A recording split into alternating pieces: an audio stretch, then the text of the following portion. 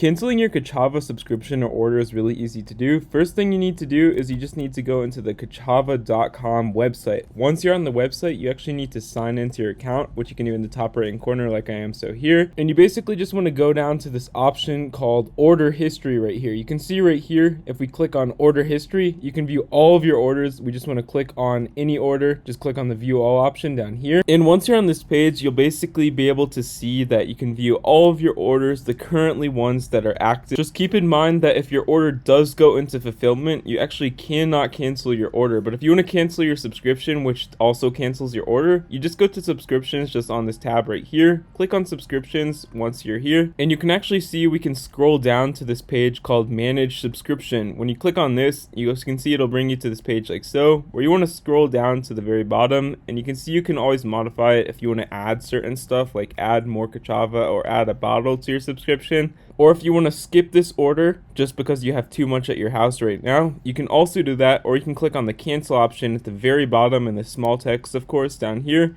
and clicking on cancel will cancel your subscription. And it's just important to note that they do send you an email 3 days before their order actually goes into existence every month, so you have time to react to cancel it just on this page like so.